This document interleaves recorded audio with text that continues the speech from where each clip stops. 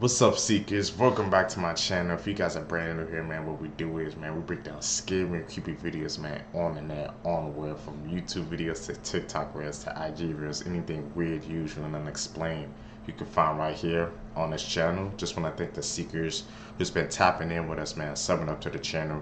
Really appreciate that, man. Got a good one for you guys. They ran a long one, so get what you guys need, man, to get prepared. We seeking the truth today. Let's check this out. 3 people were shot at a baby shower over an argument about gifts. On the 18th of September 2021, Isaiah Hampton and the mother of his unborn child had a baby shower. An argument broke out when allegedly the 25-year-old got abusive with one of the guests. They started arguing over gifts and the woman allegedly slapped him across the face. He then began shoving her and 3 guests tackled him to the ground. He then allegedly pulled out a weapon and opened fire. Now, a 19-year-old guest was shot in the leg, a man was shot in the torso, and a 16-year-old boy was also hit. Thankfully, none of the injuries were life-threatening. Police then tracked him down along with the expectant mother. He claims that he acted in self-defense, and as far as I can see, the trial hasn't actually happened yet. This is how a woman's quick thinking saved her own life. Crazy, on the bro. 22nd of August, at around 5 p.m, a customer was just minding their own business at a petrol station in northern Arizona. The customer was then signaled to by a woman. The woman passed the customer a note begging for their help. The yellow post-it note stated, "Help, call 911, blue Honda van." There was also a phone number and the direction that they were apparently headed in. The woman had been allegedly kidnapped 170 miles away in Phoenix.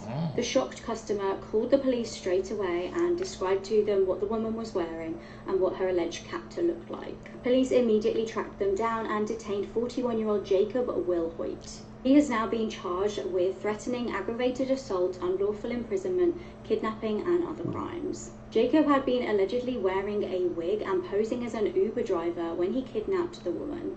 It's believed that he then put her in his van and tied her up with zip ties. Police stated the victim is still shaken up, but I think she did an amazing job and ended up doing everything right. I died after eating. That's what I be saying sometimes, seekers, bro. That Ubers and Lyfts and crap, bro. You never know, bro. Somebody could try to freaking do the unthinkable. And she was freaking being smart.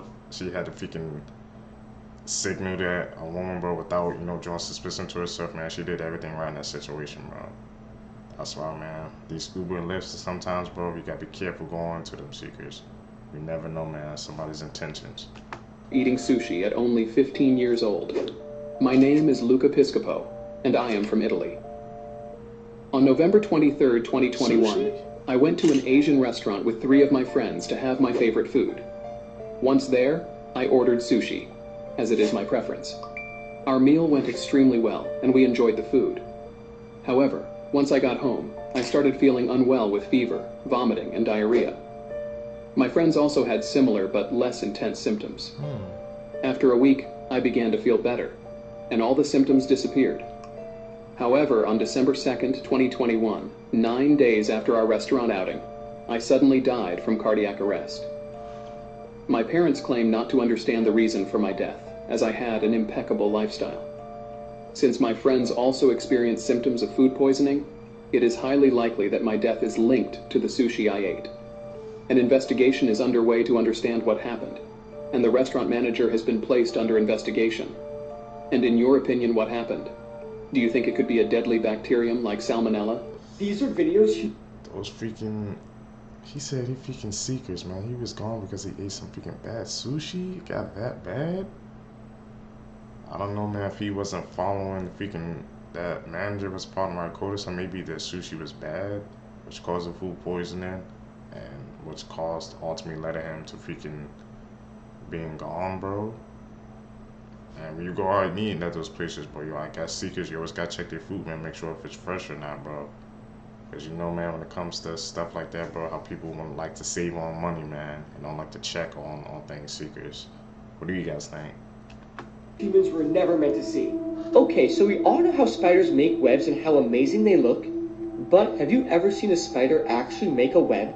If not, I'm about to show you a video of a spider making a web, and it's absolutely mind-blowing. These things are amazing, and here's the video.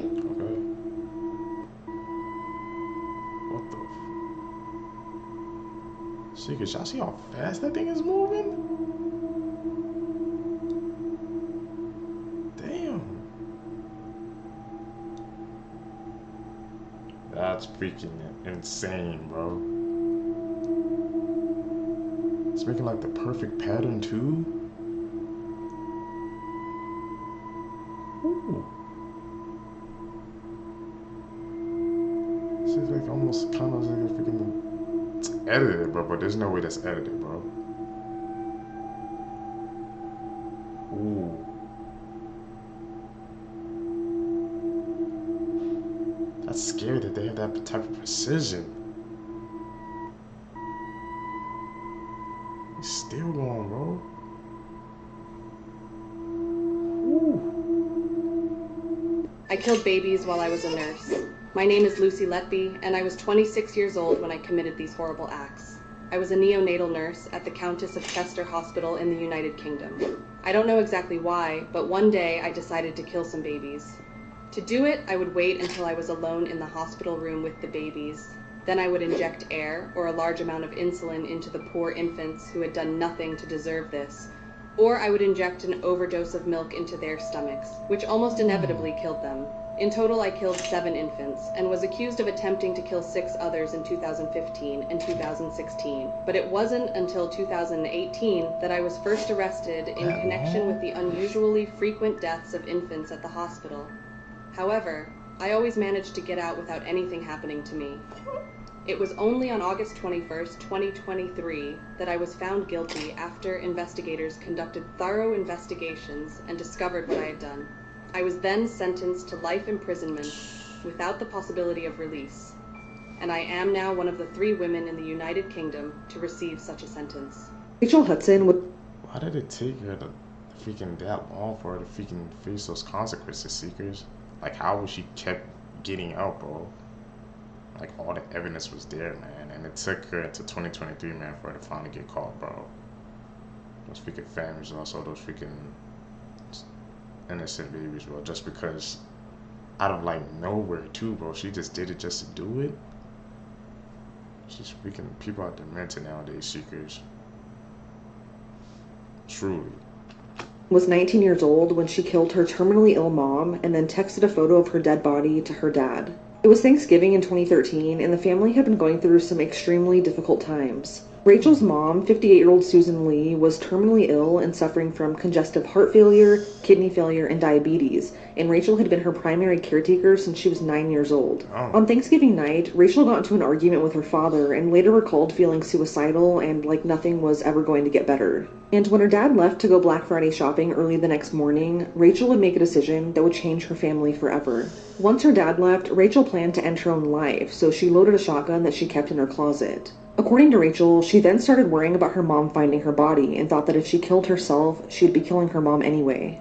And that's when Rachel went into her mom's bedroom and told her, quote, "I'm sorry, this is what has to happen," end quote. She then fatally shot her mom.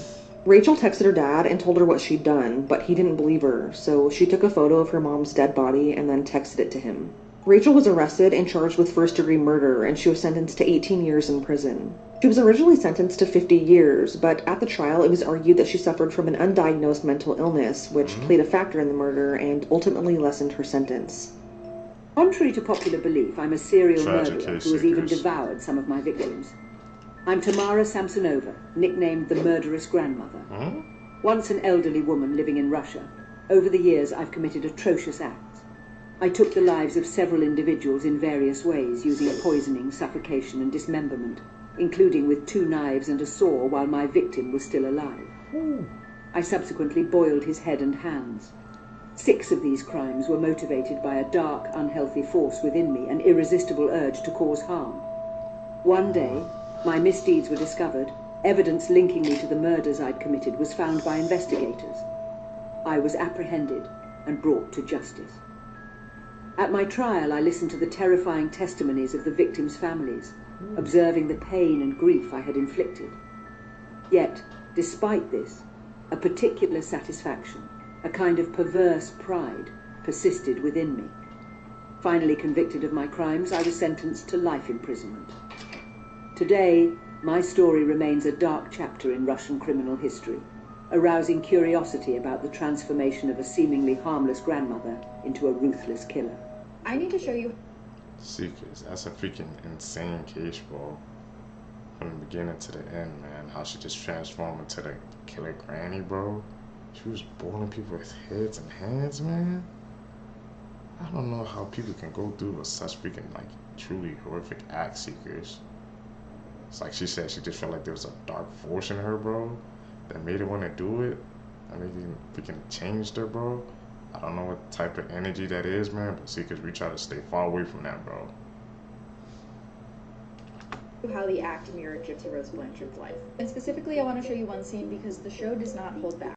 So a few years ago, Gypsy Rose was interviewed by Dr. Phil while she was still in prison. And he had a lot of questions about Nicholas Godejohn, who was her boyfriend at the time that went on to attack her mother. Specifically, he asks about the first time they met in real life, and the story is wild. Watch this. Also, I've been covering a lot of the real dark stories behind TV and film, so you should No, Gypsy Rose. Were you alone with him at the movie? No, my mother was sitting right next to us, and then my mother got increasingly angry because I was paying more attention to him than I was to her. Did you have sexual relations with him at the movie? Yes, sir. Where was your mother? She was in the auditorium. We had went to the bathroom. I wheeled myself to the bathroom and he followed while my mother was still in the auditorium. And she knew he was following? Yes. She thought that he was going to get popcorn. It might be shocking to hear and even more shocking to watch on the show, but Gypsy was a real teenage girl with real teenage girl feelings. She only had this one chance to see her boyfriend at the time, and she did what I think a lot of teens would do. The show is pretty accurate, and it shows just how shocking this entire situation was for Gypsy Rose. I might have to do a whole series on the times that it mirrors real life. This is the shocking turn of events after a man picked up this college student from her home. Ali Costile was a 21-year-old from St. Louis. It was 2019 and she was a marketing student and campus fitness instructor. She was beautiful and well-liked. On the 20th of July that year, a tragedy would unfold. Ali's roommate Lauren reportedly saw Ali when she came home around midnight. Early on the Sunday morning, she was seen on CCTV at a convenience shop. She could be seen giving a man a hug. Tragically, her body was discovered at 10:23 a.m. in Buford's Ridge. She had multiple gunshot wounds. Police had to act fast to find any potential suspects, and they focused in on Ali's on-off boyfriend. This was 22-year-old Brandon Thiesfeld. He was known to go to that area regularly, as many students did. Ali's friends also reported to police that he was known to be quite disrespectful towards women. Brandon was arrested, and investigators started examining any potential motive for Ali's killing. It was discovered that the pair were frequently intimate, and Ali messaged Brandon to tell him she thought she may be pregnant. She texted him a photo days later of an inconclusive pregnancy test. She then asked him if he would meet up with her, which he declined. He texted her asking her to get rid of the pregnancy and then later agreed to meet up with her. It transpired that he picked her up, drove her to Buford's Ridge and shot her. An autopsy confirmed she wasn't actually pregnant. He pled guilty in court and was given life in prison. Do you remember the... All because she may have been freaking pregnant, and at the end she wasn't even freaking pregnant. But it just goes to show you, bro, people, how they don't want to deal with the consequences of their actions. When you did something, what do you expect was gonna happen? Like, come on, bro. Like, and you do things unthinkable, man. Secrets, bro. These people, man, you have to watch out for them, bro. That's what I said, man. Watching these videos, man, expands my knowledge base. Hopefully it does you guys as well, bro, just so we can be safe out here, bro. The time when rapper T.I. stated to the news that he has his daughter's hymen checked yearly? Weird. This is one of the most disturbing and just flat out creepy things that I think a celebrity has ever openly talked about, so let's kind of take a look at what he said. So this all came out back in 2019 when T.I. was on a podcast called Ladies Like Us. When the hosts asked T.I. about how he was talking to his kids about sex education, he had this to say. I'm going to read this to you. This is a direct quote. Not only have we had the conversation, we have yearly trips to the gynecologist to check her hymen. Yes, I go with her. I will say, as of her 18th birthday, her hymen is still intact. It's Now, keep in mind, he doubled down on this, and this is a direct quote from T.I. Right after he said that, he said, "So then they come and say, well, I just want you to know that there are other ways besides sex that the hymen can be broken, like bike riding, athletics, horseback riding, and other forms of athletic physical activity." Other ways. So I say, look, doc, she don't ride no horses, she don't ride no bike, she don't play no sports. Just check the hymen, please, and give me back my results expeditiously. Obviously, this entire thing was incredibly disturbing, and even though the hosts of the podcast and the people who put that show out edited the comments out, it was already said, and people were reporting on what T.I. said. I don't know about you guys, but I think that this is just very, very bizarre and disturbing to say about your own child, especially publicly on a podcast. I mean, I don't know. This is just like, this has always grossed me out. Let me know what you think about these comments in the comment section. This is... Yeah, see, what do you guys think about that? That freaking whole situation came out, blew up. That was just freaking truly, like, weird, bro. I'm like, why would they? I know you trying to be protective, but I guess that's just too much information that the public shouldn't even know about, because it just makes you look very weird and creepy, bro. These celebrities, man, they always got something going on, man. Doing something weird, because I just can't explain it. The shocking moment mother of two, Irina Garcia, was stabbed to death while she was sleeping, just a few feet away from her daughter. This is Irina just 37 minutes before, cuddling her newborn in bed, not realising that that would be the last time. She'd welcomed her newborn daughter in October last year, just 2 weeks before her murder. The most shocking thing is that her killer was her 13-year-old son, Derek Rosa. He'd gone to bed around 10 p.m, the same time as his mum that night, and he'd waited until she was asleep. He then grabbed a kitchen knife, entered her room, and stabbed her 47 times, while his baby sister lay just feet away sleeping. He then sent this selfie to a friend, showing his hand covered in blood, with the word goodbye. He had planned to shoot himself with his stepfather's gun, but after holding it to his head, he said he couldn't go through with it. He waited around half an hour and then called 911. He said he needed an ambulance to be sent to his address as he'd just stabbed his mum. When the dispatcher asked if Irina was still breathing, he replied, "She's dead, miss." Derek's police interviews have been released in which he admits killing his mother, and what strikes me is how calm he is. He's talking and answering questions as if nothing's happened. He's appeared in court this week, supported by family members, surprisingly. His grandmother was there, she was seen blowing him a kiss, and other family members were seen waving at him. He smiled at them. He's being charged as an adult, and his trial date is set for February. Since Mark vanished... Hey, Seekers, man, that freaking case, bro, is freaking just bone-chilling and tragic, bro. What the hell? Your own son doesn't even think to you, man. That's freaking people in your family, man, with just forgiving him like that, blowing kisses at him at this trial and waving at him. Like, what caused him to freaking do that in the first place? And you saw the way he was sitting, bro, like so calm, assessing the questions. It's like he had no remorse. And him having that picture like that, like what the hell? The family members, they could forgive that easily? I don't know, Secrets. What do you guys think about that? After attending a college party, 2 decades later, ground-penetrating technology solved the mystery. Kristen Smart was a 19-year-old student at California Polytech State University. The year was 1996, and on the 25th of May, Kristen got dropped off at a party. She was seen leaving roughly 2 a.m. with fellow student Paul Flores. On the 28th of May, she was reported missing after friends and family failed to get hold of her. As Paul was the last one to have been seen with her, he was questioned by police. He insisted that he had gone with her to his dorm and then they parted ways. A huge search was undertaken to find the missing student. Helicopters were deployed and cadaver dogs were used. Worryingly, Kristen's room was her purse. This indicated that she hadn't planned to leave. Now, Paul was identified as a person of interest quite early on in the case. He did, though, deny any involvement. With no sign of Kristen for an agonizing 6 years, her family declared her legally dead in 2002. The investigation was still ongoing, though, and cadaver dogs continued to scour the area. The years continued to roll on by, and police conducted over 90 interviews between 2011 to 2020. Paul was still considered to be a prime suspect, and investigators started looking into his dad, Ruben Flores, too. In 2021, ground-penetrating radar was used on Ruben's property. Investigators made a huge breakthrough. They found biological evidence indicating Kristen's body was once buried beneath the deck of Ruben Flores' home. Paul was charged with murder and Ruben was charged with accessory after the fact. Shockingly, also date R substances were found at Paul's home and homemade videos showing him R-ing young women. Both Paul and his dad pleaded not guilty.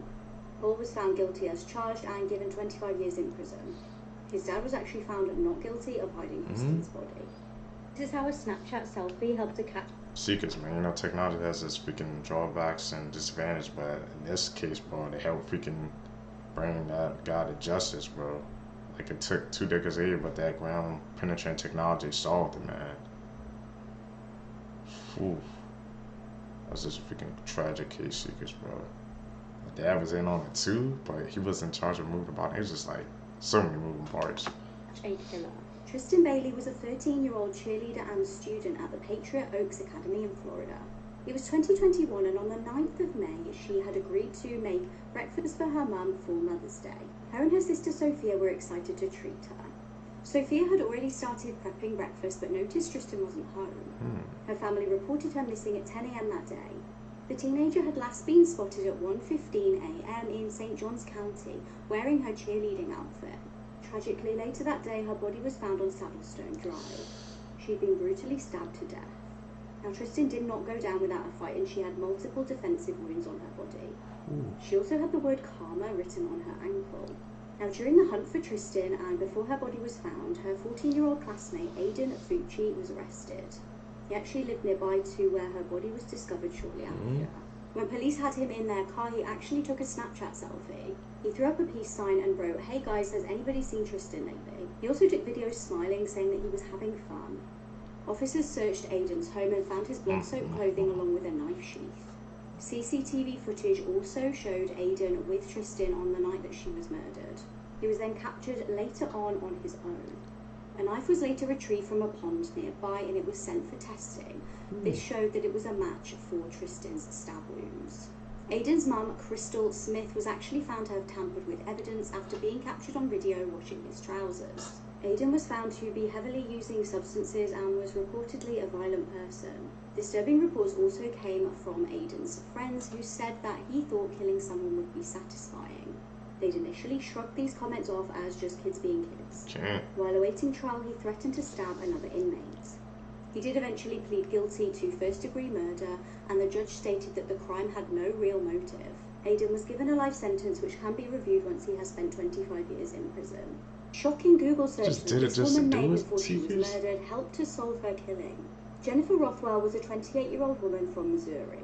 It was 2019 and she had been married to her husband Bo since 2015. The pair lived together in St. Louis and Bo reported her missing on the 12th of November. He rang police to say that she had never returned home from work that day. He said he'd seen her shortly before she left for work at around 6:30. Worryingly, investigators found Jennifer's abandoned car with her phone inside shortly after.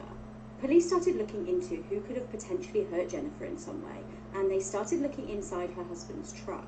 Concerningly, they smelled a strong smell of bleach like it had recently been cleaned. They then turned their attention to the pair's home, and they found the smell was in there as well. The forensic team also found traces of blood and hair in the basement. After it was sent off for testing, it came back as a match for Jennifer.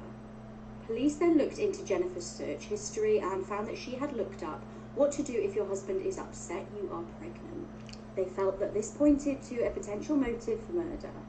It was revealed that Jennifer was around 6 weeks pregnant when she vanished. On November the 18th, Bo led police to her remains. At his trial, he admitted to killing Jennifer but said that he did not do it intentionally.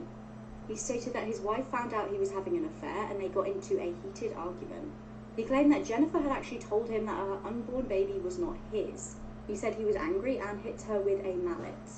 He then drove for an hour in his car with her body inside and buried her in the woods. A paternity test later disproved the theory that the baby was not his. At his trial, another piece of evidence was presented, and this was a list that Bo had written of pros and cons of ending the marriage. The pros included better life, more respect, and fresh start. The cons included Jennifer and her family, have to move, half my assets and money, and my family disappointment. Bo was found guilty and sentenced to life in prison. This is the bike. So he had that joint. So he was planning Seekers, man. He had a list. How he's gonna say he didn't do it, but there's some evidence that proved that, bro, he was thinking about this. He thought about it thoroughly, man. Couldn't deal with the consequences, bro. I don't see how people could do that to their spouses, man. Their pregnant spouses at that. That just makes it 10 times worse. Bike dolphin incident, one of the worst deaths imaginable, explained. The Bike dolphin was a semi-submersible deep-sea driller. This deep-sea driller could reach depths of 1,500 feet underwater. Ooh. Now, at around 4 a.m. on November 5th, 1983, 2 of the divers were in the saturation chamber resting. Now, to be honest with you, I'm not really familiar on how this all works, but I'll try and explain it. But 2 divers were returning to the Byford, and they were in a transfer capsule that clamped onto the bottom here. And typical procedure would have them climb up the diving bell, but they would first have to seal that off to depressurize the chamber. Now, one of the divers was trying to close the hatch, but before he could do that, the other diver released the clamp that was securing the capsule to the trunk. And what happened was immediate and absolutely horrifying. So because of that one minor slip-up, the entire capsule violently decompressed. And it then completely launched away from the trunk. And the pressure that was already in the chamber went down from 9 atmospheres to 1. And this is where it gets gruesome, and this is where we hope this death was instant. To kind of illustrate what happened, somebody illustrated this image. One of the divers, because of the depressurization, was forced through a 24-inch opening. So this sliver right here that you see, the crab was sucked into it instantly and was gone in a second. And that is exactly what happened to one of the divers. And he was exposed to forces about 25 tons. And his body was absolutely mangled. His body parts were just blown all over the rig. His spine was found outside of the rig, his liver was dissected, and I know you guys are going to Google this, so yes, there is a picture of his remains. And to be honest, it was kind of weird how easy you could find it.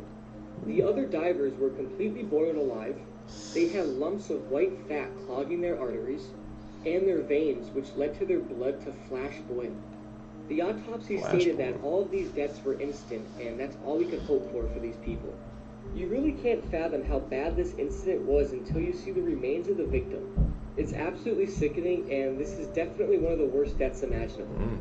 What's a crime that happened near you Crazy that everyone Seekers. should know about? I'll go first. This is Kai Zhuang. He's a Chinese foreign exchange student that was staying in Riverdale, Utah when he was cyber kidnapped last week. Kai was reported missing by his high school in Riverdale last Thursday after his family in China told school officials that they received a ransom note and a photo of Kai being held captive and in danger. The ransom note demanded $80,000, which his family paid. Upon investigating, Riverdale police went to the home of Kai's host family, but according to them, they had no idea that Kai was missing. They told authorities that he was sleeping in his bed Wednesday night and could hear him in his room Thursday morning. Police initially thought that he had been forcibly taken from his host home and was being held against his will, but that was not the case. Just a week prior, Kai was stopped by police in Provo, Utah, where they were concerned for his safety for some reason. He was purchasing camping gear, and he was ultimately returned to his host family. After learning about this encounter, police used phone data and bank records to piece together where Kai could have possibly gone, because at this point it seemed as if he was trying to go off-grid. Just Sunday morning, Kai was found alive in a makeshift tent in the Utah mountains just outside of Brigham City. According to police, he was very scared and cold as there was no source of heat in the tent outside of a blanket. He also had very little food and water. Inside the tent, police also found multiple phones, which they believe he used to take the photos that were sent to his family in China. Kai told police that he was told by the cyber kidnappers to isolate himself, which he agreed to because he was scared that they were going to hurt him or his family. He said that he was being controlled and manipulated by these kidnappers for weeks, even during the encounter with Provo police. But he didn't tell them or his host family because he was scared. Riverdale police state that he was specifically targeted because he was a foreign exchange student, and he became the subject of an international online kidnapping scheme. After his rescue, he was cleared medically at the scene, made contact with his family back home, and he requested a warm cheeseburger to eat.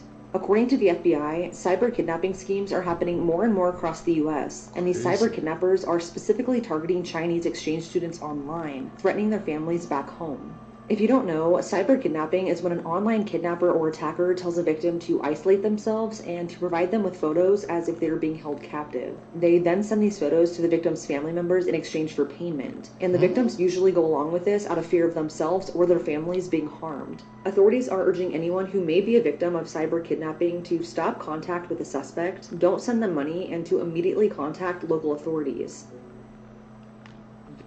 Crazy case seekers, man. Freaking cyber freaking kidnapping, bro. Learning new things every single day, man, when you freaking watching these videos.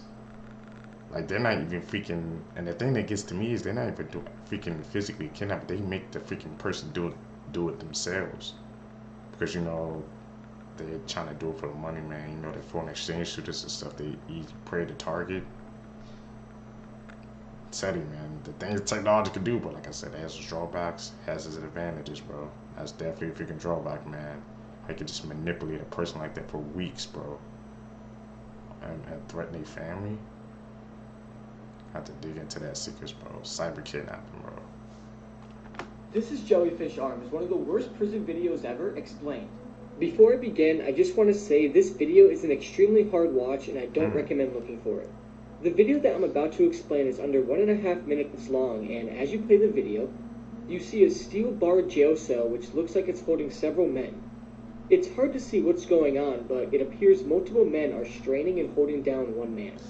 On the outside of the cell are 3 inmates. 2 are holding what appears to be 2 thick wooden sticks or metal pipes. It's hard to tell because of the quality, but I think it's 2 metal pipes. It's hard to explain, but the man who is being held down has his arms extended through the prison bars. To visualize it, picture yourself in a jail cell and sticking your arms through the bars and extending your arms out. One of the men outside of the cell is holding a rope that is tied to the victim's arm, and he is pulling it tightly so that the arm is completely outstretched and straight. The 2 men with the metal pipes then start hitting the victim's outstretched arm. After every hit, you see lumps appear on the arm almost instantly. They are hitting him so hard and often that lacerations appear. The screaming from the victim gets more and more intense, and after several strikes, the man holding the rope reduces the tension and shakes the victim's arm. You can see that he has several bones broken in his forearm, and his arm is partially floppy at this point. It's worth noting that a bed sheet has been placed and pulled over the victim's head in order to reduce the screaming. Once again, they strike the same arm several more times. The man holding the rope then unties the arm as the prisoner pulls it back into the cell. His forearm is completely floppy and he struggles to even pull it through the cell bars. And as you guessed, it doesn't get any better from here. They then take the other arm, tie it up, and pull it through the cell bars once again so the arm is outstretched. They then strike the arm multiple times, and despite the loud nature of the inmates and their attempt to muffle the victim's screams, you can still hear them, and that mixed with the sound the metal bar makes when it hits the victim's arm is just sickening. At 1 minute and 26 seconds into the video, it finally concludes.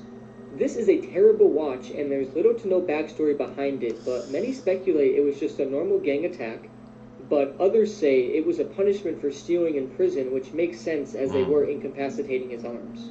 Regardless, it's a very sickening video, and I don't recommend watching it.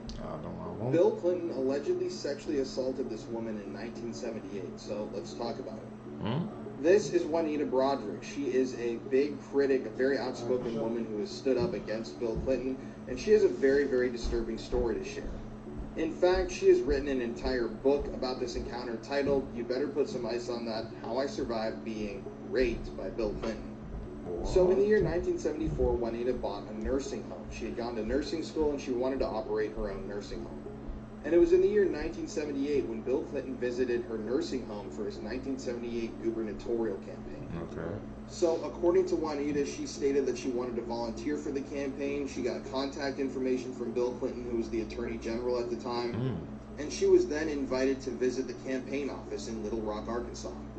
She contacted the campaign office again a few weeks later when she was in Little Rock, and allegedly they told her that he wasn't in the office that day, but Bill Clinton could meet her at a coffee shop. According to Juanita, though, when Bill met her at the coffee shop, he stated that they should have coffee in her room instead of the lobby to avoid crowds of reporters and people. And she agreed, and they went up to her room. And it was apparently in this hotel room where this disturbing act unfolded. Mm-hmm. So according to Juanita, she and Bill talked for a little bit. He mentioned how he wanted to renovate a prison that they could see from the hotel room window, and then the unspeakable happened. According to Juanita, Bill tried to come kiss her, and she expressly stated that she wasn't interested because she was married, but Bill was unrelenting. Allegedly, she begged him to stop, but he pressed on. He kissed her and started biting her lip, shoved her onto the bed, and just kept biting on her lower lip as hard as he could. And when everything was said and done, he got up, straightened himself up. She was crying on the bed, and then he looked at her and said, "You better get some ice on that," before walking out the door. Now, you could easily just say that Juanita was making all of this up, but at the time she was actually sharing her hotel room with her friend and fellow employee named Norma Rogers. When Norma returned to the hotel room, she stated that she found Juanita in a state of shock. Her pantyhose was ripped at the crotch, and her lip was swollen as if she had been hit or bitten. She also stated that Juanita immediately told her about what happened. So at the end of the day, this allegation was never actually fully proven to have really happened, but this is not the only allegation that has ever been made about Bill Clinton. And I'm not even talking about all the Epstein stuff that's coming out right now. But if you want me to talk more about this stuff, let me know and I'll make a part 2 in this series. This little girl was... Seekers, what do you guys think? Is that a theory? Or did that actually happen, man? She said she told her friend or something like that, but I don't know. I don't, like I say, know all the details and stuff, man, because I think she wrote a book on that, man. I just have to check that out, Seekers. That's a freaking disturbing case, if that's true. We don't have all the facts, was though. kidnapped in 2018 and has just been found. On the 25th of October 2018, 4-year-old Aranza Lopez was on a supervised visit with her biological mum. Her mum, Esmeralda, was being investigated over abuse allegations, so Aranza was actually in foster care at the time. It was arranged that the pair would have a supervised visit at a Washington shopping center. However, during the visit, Esmeralda requested to take Aranza to the toilets and used the opportunity to snatch the little girl in a stolen vehicle. The FBI were notified and a huge search for Aranza and even advertised a $10,000 reward. It wasn't until a year later that Esmeralda was found and arrested, but there was still no sign of the little girl. That was until last month. She was recovered by Mexican authorities in February in western Mexico. In 2021, Esmeralda was actually extradited back to Washington State and pled guilty to second-degree kidnapping and robbery. She was sentenced to 20 months in prison. We hear a lot about what Jeffrey Epstein has done, but who was he?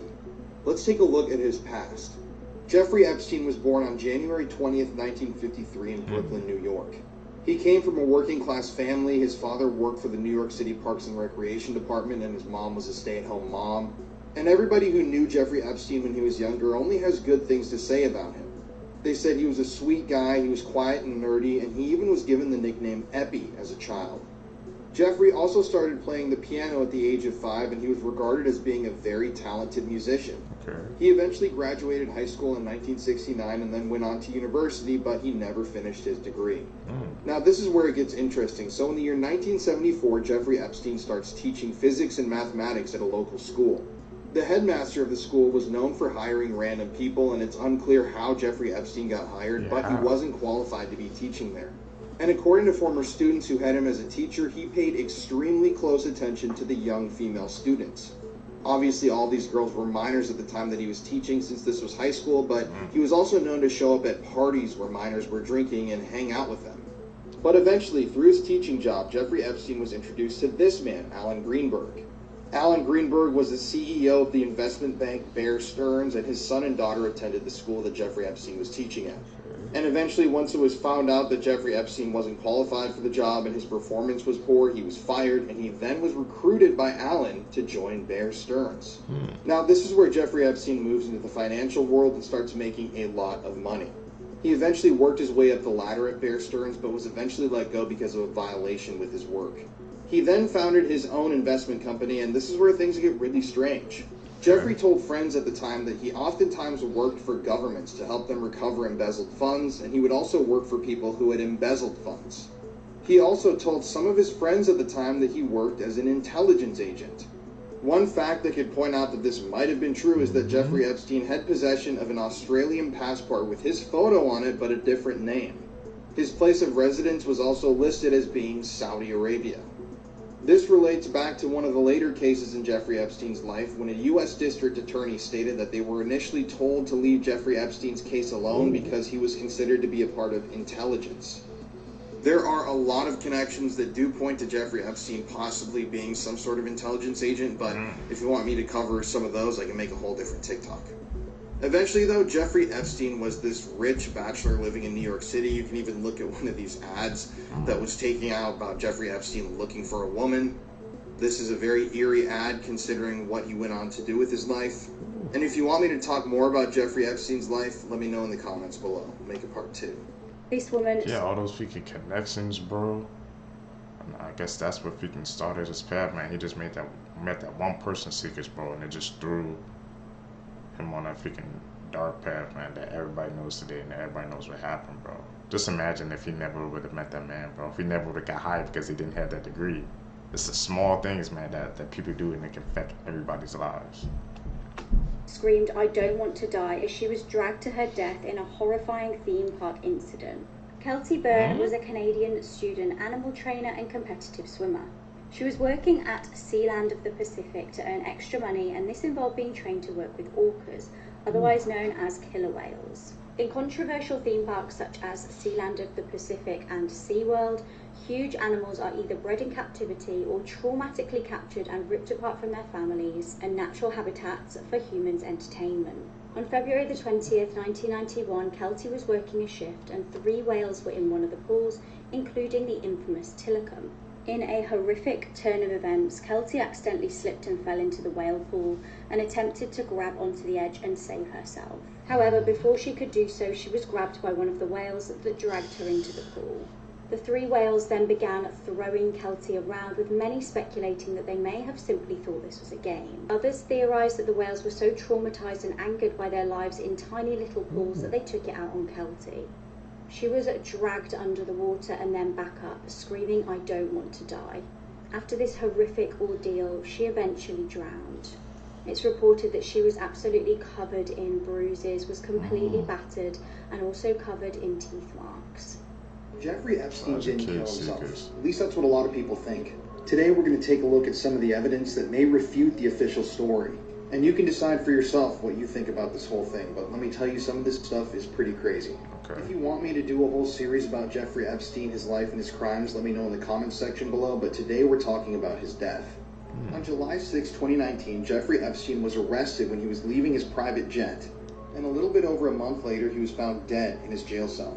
When Epstein was arrested, this was absolutely national news. Everybody was talking about it. It was such a crazy story because he had so many powerful connections. He had been really good friends with the President of the United States at the time, tech moguls, and loads of other celebrities and politicians from across the planet. So everybody in prison knew that this guy needed to be guarded, right? I mean, he was literally the most high-profile prisoner in America. So this is where the story starts to get a little strange. So according to various prison psychologists that have talked to Jeffrey Epstein while he was in prison, he said that he didn't want to take his own life. Many times he expressed to these people that he didn't like pain, he was a coward, it was against his religion, and that he would literally never do that to himself. And I know that it is possible that he was manipulating people into thinking that he wouldn't do it just so that he could do it, but it is interesting that he was talking about this all the time. So the mistakes surrounding Epstein's arrest and eventual death started right away. On a prison intake form, he was listed as a black inmate. Obviously, he was white. And it also stated that he had no prior sex offense convictions, even though he was a registered sex offender. Like I said, this is the most high-profile inmate in America, so why would they make these mistakes? All those mistakes? There were also multiple phone calls placed by Jeffrey Epstein that were not logged and not recorded by the prison system. They have no real record of who he called or who he talked to, and that is obviously a blatant violation of any prison's policy. For the entire month that he was held in prison, all the psychologists agreed that he may have seemed a little down, but he didn't seem like he was about to take his own life. On the night that Epstein took his own life, he made a social phone call. This phone call was not recorded, it was not logged, like I said, as prison policy states that it should be. And later on, the unit manager asked who Epstein had called, and he said his own mother, which didn't make sense because Epstein's mom died in 2004. In reality, that phone call was placed to his girlfriend at the time, Karina, who was a dentist from New York. There are 3 people that have knowledge of this phone call. None of them have stated that Epstein gave any indication that he was about to take his life. And it's interesting because the New York Times asked the Bureau of Prisons for Epstein's phone logs from prison, and they released them, but that phone call was not on the logs. After this, Epstein was escorted back into his cell at 7:49 p.m. by a guard named Tova Noel. And it was at this point in the night when the story takes a turn, and all of the controversy really begins. I'm going to cover all the stuff that surrounds his actual death in the next part of this TikTok series, so follow me if you want to hear like the stuff from his jail cell that's inconsistent with the official story. This is one of the most... See, because the thing that's getting to me is just like all the freaking mistakes they was making on this case, man. How they said he was a freaking black man and he wasn't a registered, you know what? And they just kept making them mistakes and he wasn't freaking monitoring his calls, bro. What's that about, Seekers? Think it was a setup or did he actually did it, man? I need to know y'all guys' thoughts on that case. That's a big case. Disgusting and evil cases I've heard of recently. On the 7th of December 2017, teacher Thelma Boinville was desperately trying to make some extra money. She was doing a cleaning job to earn extra money for her family, and the job suited her as her 8-year-old could come along and play while she worked. This was really handy as it meant she didn't have to fork out for childcare. She set out cleaning some holiday homes on the day in question and her daughter waited in the car. The spot was a lovely scenic place called Kelky Beach. However, instead of walking in on a normal holiday rental to clean, she walked into a nightmare. Stephen Brown and his girlfriend Hayley Dangerand were in the middle of robbing the place. They were scouring through drawers and wardrobes, hunting for valuables to steal. With Thelma walking in, their plan had been foiled. They decided they needed to dispose of their only witness. The evil pair tied up the mother, whose daughter waited unsuspectingly in the car outside. They used a machete, a knife, and a hammer to murder the innocent woman. But the horror was far from over. They exited the holiday home and came across Thelma's young daughter waiting in the car. They callously told the young girl, "We killed your mum," and then bound her up and gagged her. Sickeningly, they then took the 8-year-old into the home where they'd killed her mum and left her there tied up. The 2 Australian tourists who were renting the holiday home then came back and found the crime scene. The 2 killers were tracked down hours later in Thelma's car, which they'd stolen and driven off in. Hayley was actually wearing her victim's earrings at the time. They actually begged for the officers to just shoot them and end their lives, but they wouldn't get away that easily. Thelma's husband Kevin wasn't actually allowed to see his wife's body due to the extent of her injuries. The autopsy revealed that she'd fought for her life, with many defensive wounds indicating a struggle. Since the murder, Stephen and Hayley have both tried to blame each other. Stephen was found guilty of second-degree murder and apparently showed no emotion as the verdict was read out. Hayley is currently awaiting trial. I'm going to warn everybody right now, the case that we're about to cover is easily one of the most disturbing true crime stories I've ever heard in my life, so viewer discretion is really advised for this one. This is Kevin Davis. He was 18 years old back in 2014 when this horrific event took place. Kevin lived here in Corpus Christi, Texas, and shared an apartment with his mother, Kimberly, and his sister, Destiny. On May 26, 2014, Kevin snapped. He had been having homicidal thoughts for a long time, but on that particular day, he decided to bring his dreams and his fantasies into reality. On that morning, Kevin told his mother, Kimberly, that he wanted to unalive himself, and she told him that she couldn't stop him if he wanted to.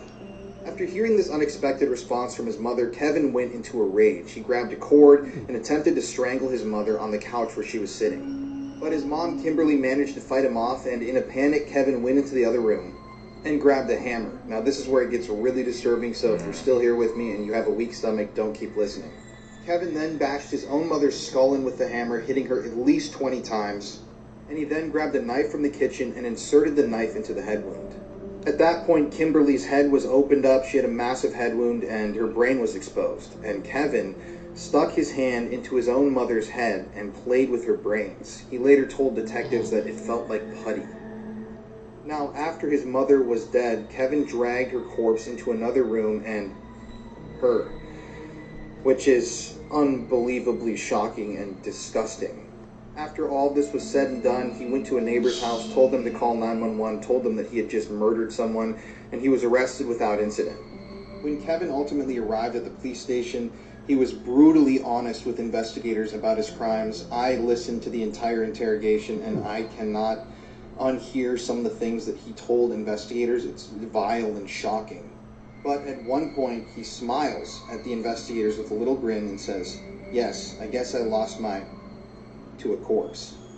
After his trial, he was handed down a sentence of life in prison. He's still alive. He's still in Texas right now. And he even admitted to investigators that if he was given the chance, if he were out on the street again, he would kill again.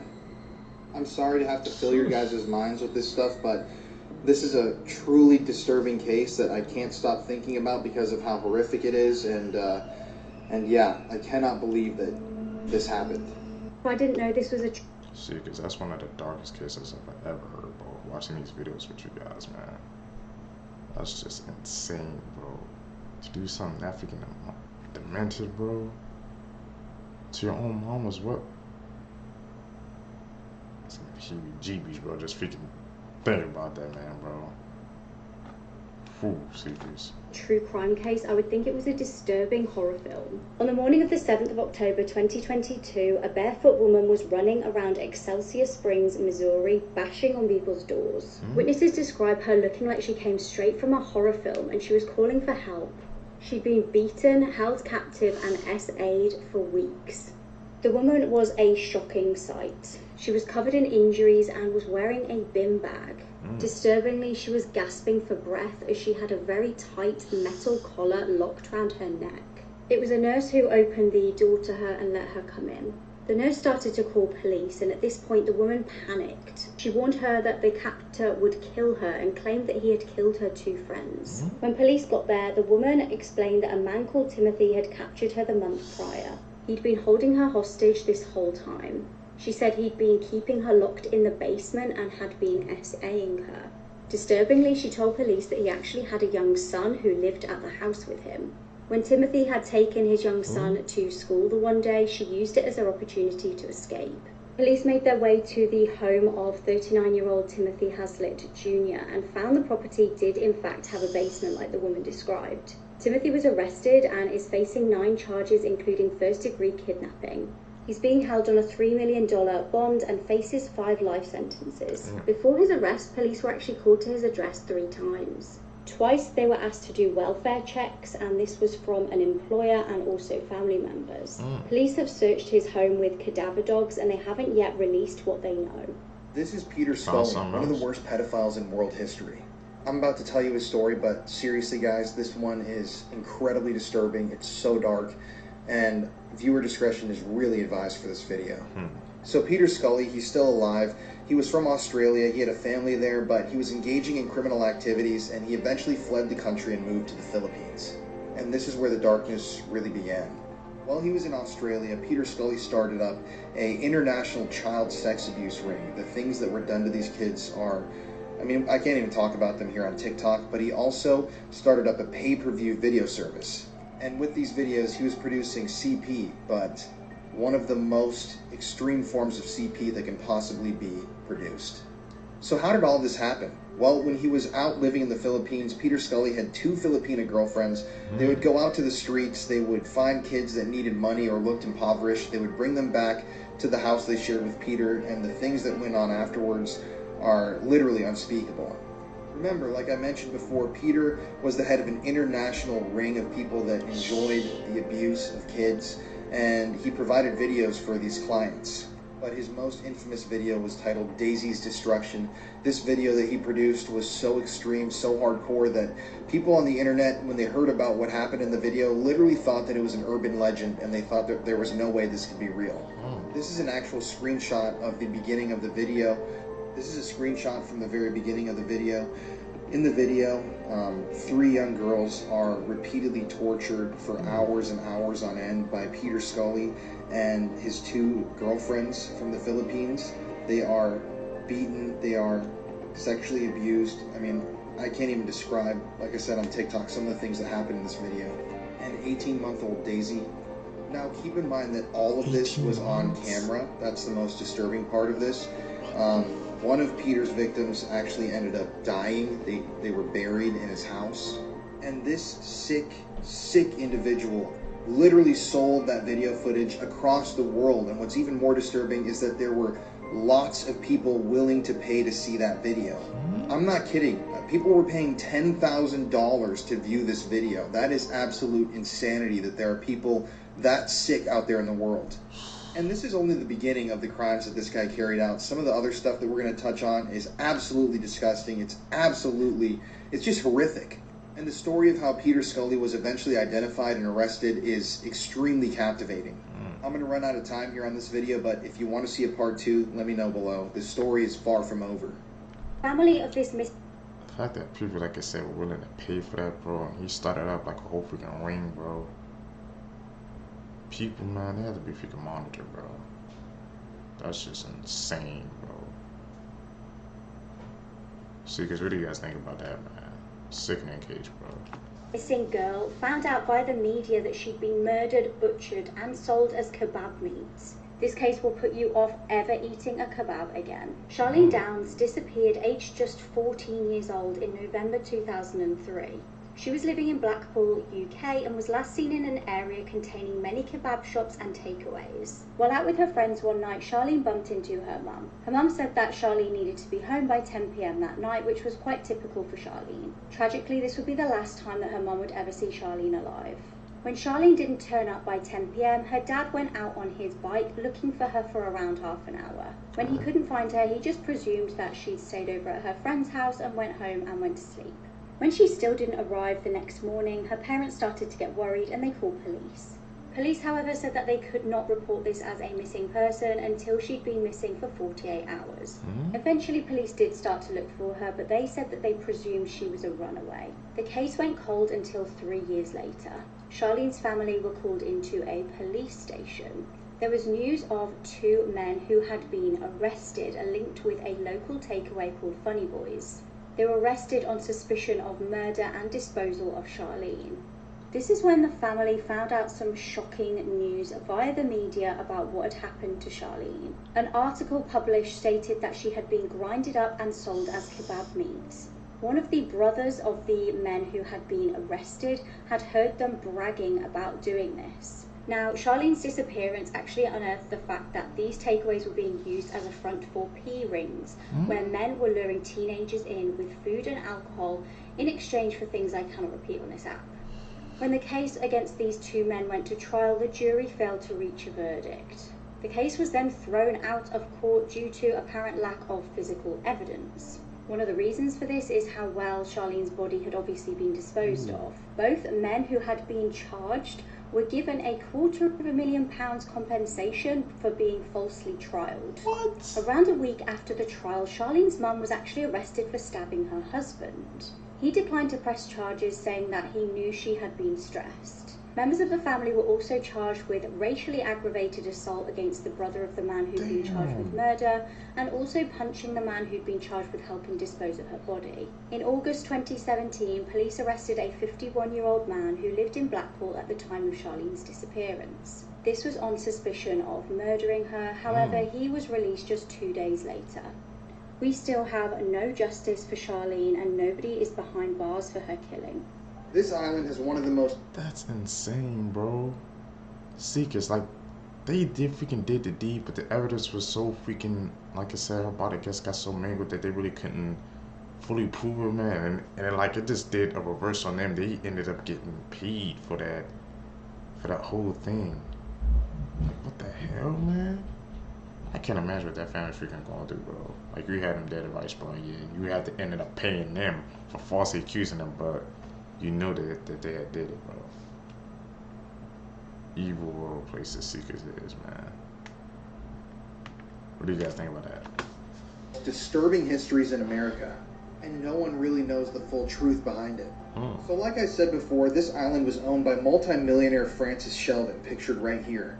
And Francis and a number of other local men from Michigan, including this guy, Gerald S. Richards, ran a boys' camp on the island.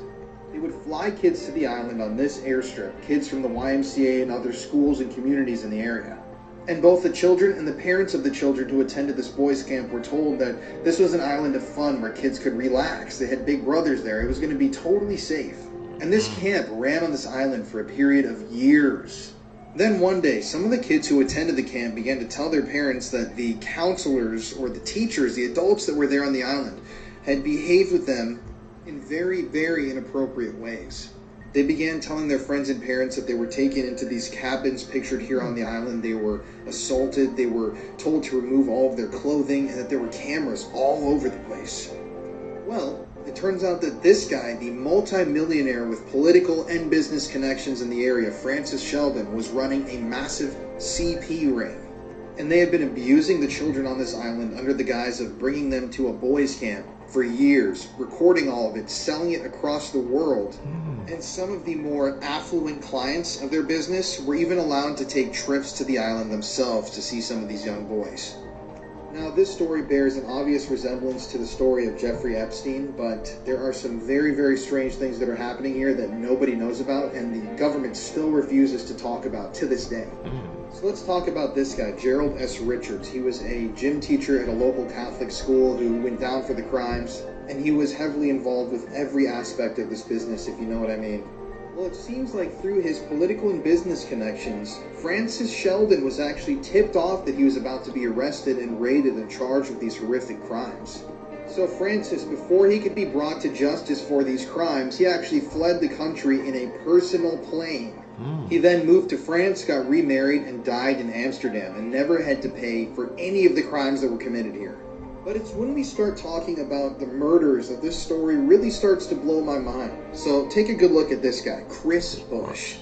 This is Christopher Bush's father, Harold Lee Bush. Now, he was an executive with General Motors, and the family was obviously extremely wealthy. They were politically connected, and they were very connected to every business in the area. These guys had a lot of power. But back to Christopher Bush. This guy had assaulted a number of children. He'd been let out of prison, let out of jail in a very, very suspicious way multiple times, put on bail for serious offenses, and he was an alleged associate of the crime ring that was happening on North Fox Island. Meaning that, like I said earlier, he was one of those people who could afford to actually fly out to the island to do things himself. I'm out of time. Follow for part 3. This is where it gets juicy. Shocking case of the film. See, because, man, it's always with people with this freaking type of power, bro, and they have these political ties, bro.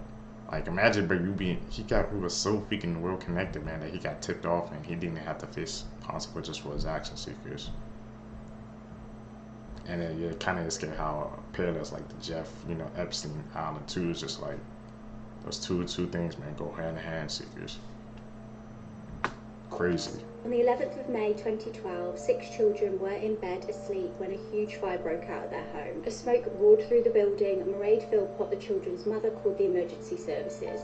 Their dad, Mick Philpott, was reportedly making heroic attempts to try and save them. However, 5 children unfortunately died in the fire, and the eldest actually passed away in hospital later on. At first, this appeared to be a tragic accident, but the truth was soon revealed. The fire had been started intentionally with petrol underneath the letterbox. When word got out about who the children's father was, many people were already familiar with him. Mick Philpott was notorious for being outspoken and provocative and had appeared on the Jeremy Kyle show. He claimed to have had 2 wives and seemed to be really proud of this. He also had a horrible history of abusive behaviour towards women. He had been convicted for attacking 2 women with a knife and headbutting a female colleague. A press conference was held about the tragedy that had unfolded. Reporters really expected at this point for the Philpotts to come out and appeal to anyone who had any information about the fire. What the Philpotts actually did was just kind of came out and started thanking people. They didn't ask for any help with any information about the case at all. The only thing Mick asked for is to be left alone. If this genuinely had nothing to do with the parents, you would think that they would come out and be desperate for more information. Neighbours from across the road actually went to the police and told them that they had seen Mick during the fire. He was outside pretending to cough, not actually going in trying to help rescue his children. Police were now suspicious enough to try and set a trap for the Philpotts. They kept them in a hotel room and actually bugged the room. The recording reveals Mick quizzing his wife about how convincing she'd been in her police interview. Locals had also spotted the couple in a pub doing karaoke, dancing and drinking shots. Incredibly strange behaviour for 2 people who'd just lost their children. It also came out that Mick was reportedly flirting with nurses at the hospital where his son was on a life support machine.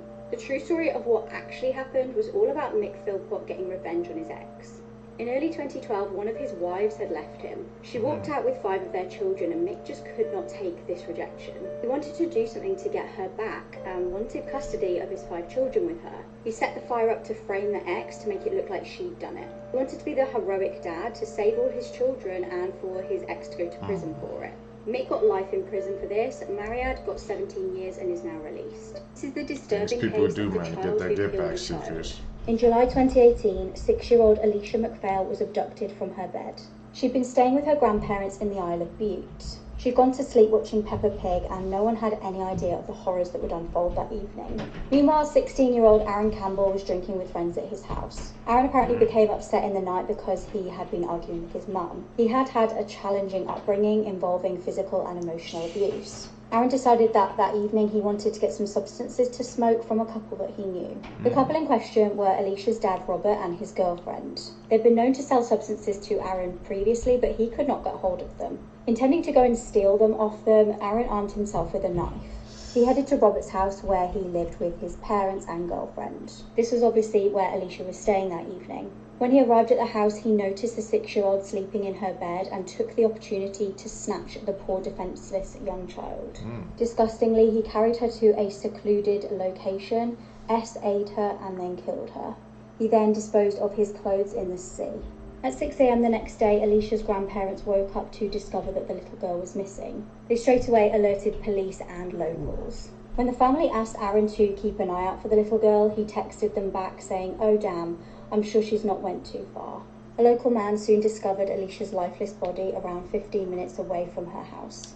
Along with a lot of the local community, Aaron's mum actually checked her CCTV of her house. She was hoping that this would help with the investigation, and it definitely did. She saw her son leaving and returning from the house that night, and she handed the evidence over to police. Aaron was arrested, and it was discovered that the clothes that he'd abandoned on the beach did actually match with his DNA. This case made me terrified to go to the cinema. This is the case of the horror in Scream 9. James Holmes was raised in California. His mum was a nurse and his dad was a scientist. From a young age, he was experiencing night terrors and allegedly actually tried to take his own life when he was just 11 years old. He was apparently obsessed with guns and weapons and had dreamed of becoming a mass murderer. Between May and July 2012, he legally bought 4 guns. Background checks were conducted and he was allowed the weapons. He also bought spike strips, which, if you don't know, pop the tyres of cars if they chase after you. On July the 19th, just hours before tragedy would unfold, James mailed his notebook to his psychiatrist. Inside the notebook, James detailed his plans to kill. The notebook was actually discovered later on undelivered. Just prior to entering a cinema in Aurora, James rang a crisis line to tell them about his plans to kill. However, the call was disconnected after just 9 seconds. At the midnight showing of The Dark Knight Rises, CCTV captures James walking into the cinema. He walks into Screen 9, props open the door, and then walks back out again. Shockingly, he goes to his car and gets guns out and gas canisters. He re-entered the screen at about 12:38 p.m. and set off 2 gas canisters. When he entered Screen 9 again, he immediately opens fire on the audience, instantly killing 10 people. 2 others later died in hospital from their injuries. An additional 70 people were injured. This was an absolutely packed out cinema. James also shot at people as they scrambled to exit the screen. His youngest victim was a 6-year-old girl. Witnesses said this all unfolded as there was actually a gunfight on the screen, and initially they all thought it was special effects and just part of the film. Police were actually on the scene very quickly after the first 911 call. James surrendered to the police and was arrested in the car park. He was apparently very calm when he was arrested and told police that he had booby-trapped his apartment. When police investigated his apartment, this was found out to be true. He was sentenced to 12 consecutive life sentences. Case, bro. Seekers, that's a bone-chilling case, man. You just saw like the things, bro, like how he delivered it. There's no test psychiatrist, they didn't get it. He called the freaking line, disconnected, bro. It's just like those freaking little things, man. If there was would have never freaking happened, man. Maybe all that it could have just been had prevented. Seekers. That's it, man. For this video for you guys today. If you guys stay with me to the end of the video, you're a true seeker. Thank you guys for seeking the truth with me today, man. Like I said, hit that like button, hit that subscribe button, man, so we could grow the seekers, man. We could grow the community. I've been seeing some comments sections down below, man. Guys, like I said in the comments, like I said, just be nice to people, man. Like I said, and I'm open to all criticism or feedback, because like I said, guys, I know right now I'm still just starting off, man, so I know my setup and stuff is not the best, but just stick with me, man. I promise, guys, I'm gonna upgrade my gear, and I'm always gonna try to keep getting better with each and every video. So I'll just be seeing that, but let's just be nice in the comments, Seekers. But guys, I'm gonna catch you in the next one till we meet again. Peace, Seekers.